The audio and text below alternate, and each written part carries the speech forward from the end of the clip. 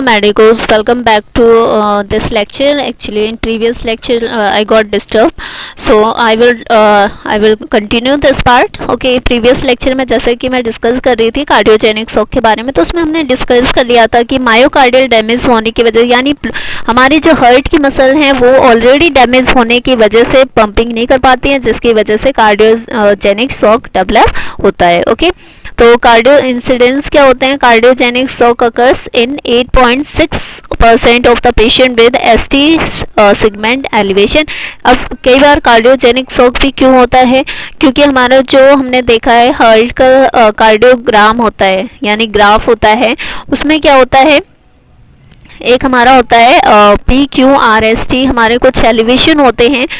उसमें क्या होता है मायोकार्डियल शॉक में, हम बात करें कार्डियोजेनिक शॉक में ST एलिवेशन, ST यानी कि जो ST वाला पार्ट होगा वो ग्राफ ज़्यादा ही क्या होता है बढ़ के आता है, तो इस वजह से भी कार्डियोजेनिक शॉक होता है. ठीक है, myocardial ischaemia with 29% of those presenting to the hospital already in the shock. कई बार मायोकार्डियल इस्कीमिया होने की वजह से भी कार्डियोजेनिक शॉक हो जाता है. मायोकार्डियल इस्कीमिया का मतलब होता है ऑक्सीजन की सप्लाई कम होने की वजह से जब हमारी सेल डैमेज हो जाती है, उसे हम बोलते हैं इस्कीमिक कंडीशन, यानी ऑक्सीजन की सप्लाई कम होने लगती है. तो मायोकार्डियल यानी हार्ट की जो मसल्स होती हैं उसके पास ऑक्सीजन सप्लाई कम होने की वजह से हमारी हार्ट की मसल भी डेड कर जाती हैं, जिसकी वजह से पंपिंग नहीं करती हैं, तो हमारे ब्लड को भी सप्लाई नहीं कर पाती हैं, तो बाकी के सेल भी डैमेज करने लगते हैं. अब क्या ऐसे रिस्क फैक्टर हैं, क्यों कार्डियोजेनिक शॉक होने के चांसेस हो सकते हैं, ऐसे क्या फैक्टर हैं? प्री एग्जिस्टिंग मायोकार्डियल डैमेज, यानी कि पहले से ही उस पेशेंट को अगर कोई मायोकार्डियल यानी हार्ट की प्रॉब्लम है तो पंपिंग नहीं हो पाएगी, तो उस केस में भी कार्डियोजेनिक शॉक हो सकता है. डायबिटीज मेलाइटिस है अगर उस पेशेंट को, एडवांस एज, कई बार एज के साथ हार्ट काम करना बंद करने लगता है, मतलब स्लो हो जाती है उसकी एक्टिविटी. प्रीवियस मायोकार्डियल इन्फेक्शन, यानी कि पहले से ही उसे मायोकार्डियल इन्फेक्शन है.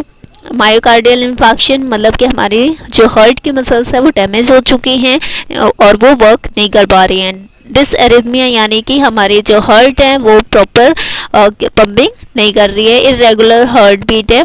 तो इस तरीके से कार्डियोजेनिक शॉक डेवलप हो सकते हैं. कॉजेस ऑफ कार्डियोजेनिक शॉक, अब देखो क्या कारण है, वही बातें हैं फिर से यहाँ पे सेम चीज़ें रिपीट की गई है. मायोकार्डियल इन्फेक्शन यानी कि हार्ट प्रॉब्लम है. वॉल्वुलर रिगर्गिटेशन, कई बार ऐसा होता है कि हमारी जो हार्ट के अंदर हमारी क्या होती हैं 4 चैम्बर होते हैं, तो उसमें वॉल्व्स भी होती हैं, तो वो वॉल्व्स क्या होती है प्रॉपर क्लोज ना होने की वजह से कई बार होता है कि बैक फ्लो होने लगता है ब्लड का, जिसकी वजह से बैक फ्लो होने की वजह से वो हमारी बॉडी में प्रॉपर सप्लाई नहीं होने की वजह से ब्लड क्या होता है हमारी सेल डैमेज करने लगती है, क्योंकि ऑक्सीजन सप्लाई भी नहीं हो पाता.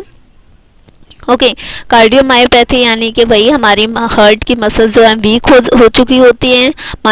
एक्यूट मायोकार्डाइटिस, मायो मतलब मसल्स, कार्ड मतलब कार्डाइटिस यानी कि हमारे हार्ट की मसल में स्वेलिंग होने की वजह से भी कार्डियोजेनिक शॉक हो सकता है. कार्डियोमायोपैथी हो गया, कार्डियक टेम्पोनेट हो गया. पल्मोनरी एम्बोलिज्म की बात करें तो हमारे जो क्या होती हैं ब्लड वेसल्स होती हैं, उसमें क्या होता है क्लोटिंग जो होती है वो क्या करती है मूव करती रहती है, तो वो जो ब्लड फ्लो कर रहा है हमारे ब्लड वेसल्स के अंदर उसके रास्ते को हिंडर्ड करती हैं, यानी रोकती हैं, वो ठीक से ब्लड को फ्लो नहीं करने देती है. वो जो क्लोटिंग बीच बीच में हमारे फ्लो करती रहती है ब्लड के साथ.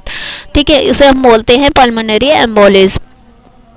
एक्यूट वॉल्वुलर डिसफंक्शन, कई बार वही बोला गया है शॉर्ट टाइम के लिए, कई बार हमारे हार्ट की जो वॉल्व्स होती हैं वो वर्क नहीं कर पाती हैं. ठीक है, कार्डियक डिसएरिथमिया, हमारे हार्ट बीट जो हैं वो इरेगुलर होते हैं, इस कारण भी हो सकता है. रप्चर वेंट्रिकुलर एन्यूरिज्म, यानी कि कई बार हमारी जो हार्ट में 4 चैम्बर होता है, 2 आर्टरी 2 वेंट्रिकल, तो वेंट्रिकल में कई बार स्वेलिंग होने की वजह से वेंट्रिकल ओनली डैमेज हो जाता है, जिसकी वजह से वेंट्रिकल कॉन्ट्रैक्ट नहीं करता, तो हमारे पूरे ब्लड बॉडी में ब्लड का सप्लाई नहीं हो पाता.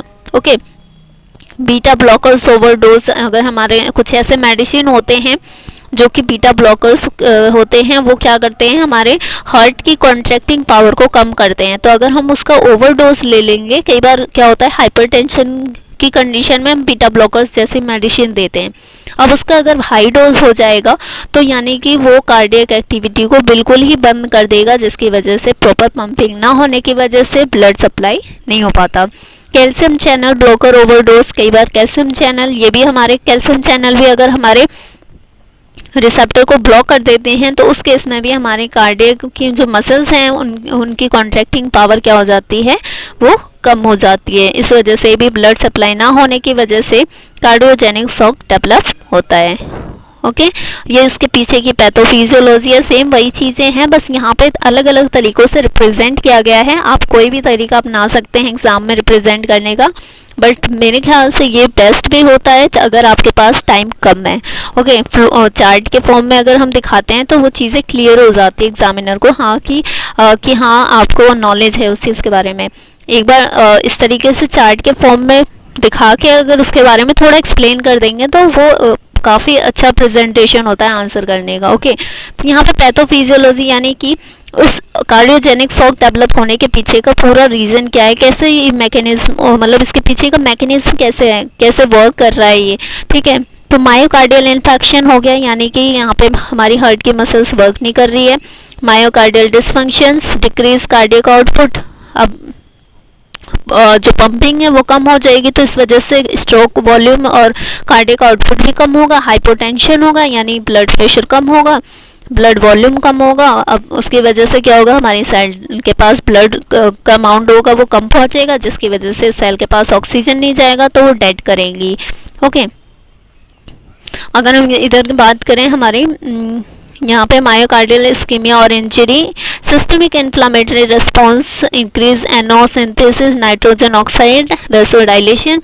अब इसमें भी क्या है, सेम वही चीज़ें हैं कि वेसोडाइलेशन जैसे हमारी नाइट्रोजन ऑक्साइड होती है, ये हमारे सेल वॉल्स हमारी ब्लड वेसल्स की एंडोथेलियम लेयर से रिलीज होती है, निकलती है, और इसका रोल होता है वेसोडाइलेशन करना। जब वेसोडाइलेशन होगा यानी कि क्या होगा, उसके इसमें ब्लड का वॉल्यूम ज़्यादा तो होगा लेकिन वो कम रेट से, यानी कि उसका जो प्रेशर होगा वो कम हो जाएगा, जिसकी वजह से प्रॉपर फास्ट वहाँ पे हमारे टिश्यूज़ के पास ब्लड सप्लाई ना होने की वजह से भी सेल को कम ब्लड मिलेगा और कम ऑक्सीजन मिलने की वजह से वो डेड कर जाएंगी।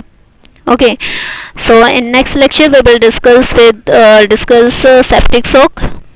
इन this lecture we are just stopping here, यहाँ पे हम ख़त्म कर रहे हैं इस टॉपिक को, लेकिन नेक्स्ट लेक्चर में हम आगे के शॉक के बारे में डिस्कस करेंगे, क्योंकि अगर लेक्चर बड़ा होगा तो आप बोर हो जाओगे, तो इस वजह से मैं छोटे छोटे लेक्चर्स बनाऊंगी जिसे आप आसानी से समझ सकते हो। Okay, thank you so much, please share with your friends also.